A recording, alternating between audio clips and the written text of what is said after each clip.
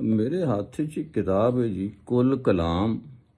ਇਹ ਮਨੀਰ ਨਿਆਜ਼ੀ ਸਾਹਿਬ ਦਾ ਪੰਜਾਬੀ ਦਾ ਸਾਰਾ ਕਲਾਮ ਇਸ ਕਿਤਾਬ 'ਚ ਹੈ। ਥੋੜ੍ਹਾ ਲਿਖਿਆ ਉਹਨਾਂ ਨੇ ਲੇਕਿਨ ਵਧੀਆ ਲਿਖਿਆ, ਔਰ ਕਰਨਾ ਵੀ ਇਹੀ ਚਾਹੀਦਾ, ਘੱਟ ਲਿਖੋ ਪਰ ਵਧੀਆ ਲਿਖੋ। ਅੱਛਾ, ਇਸ ਕਿਤਾਬ ਦੇ ਬਿਲਕੁਲ ਅਖੀਰ ਦੇ ਵਿੱਚ ਇੱਕ ਨਜ਼ਮ ਹੈ। ਉਹ ਨਜ਼ਮ ਹੈ ਕਾਇਦੇ ਆਜ਼ਮ ਬਾਰੇ ਨਜ਼ਮ। ਅੱਛਾ, ਉਸ ਨਜ਼ਮ ਨੇ ਮੈਨੂੰ ਬੜਾ ਮਜ਼ਾ ਦਿੱਤਾ ਤੇ ਮੈਂ ਕਿਹਾ ਕਿ ਵੀ ਇਸ ਮਜ਼ੇ ਨੂੰ ਮੈਂ ਤੁਹਾਡੇ ਨਾਲ ਵੀ ਵੰਡਾਂ। ਤੇ ਨਜ਼ਮ ਜ਼ਰਾ ਦੇਖੋ ਜ਼ਰਾ ਕਿ ਕਿਸ ਮਜ਼ੇ ਦੀ ਹੈ। ਕਾਇਦੇ ਆਜ਼ਮ ਬਾਰੇ ਨਜ਼ਮ। ਨਵੀਂ ਖਬਰ ਦੀ ਨਵੀਂ ਕਿਤਾਬ ਜਈ।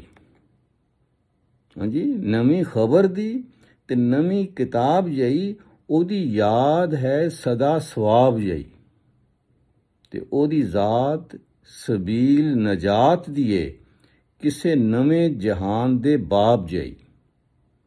ਕਿਸੇ ਖਾਬ ਦੇ ਰੰਗ ਤੇ ਰੂਪ ਵਰਗੀ, ਹਰੇ ਬਾਗ 'ਚ ਖਿੜੇ ਗੁਲਾਬ ਜਈ।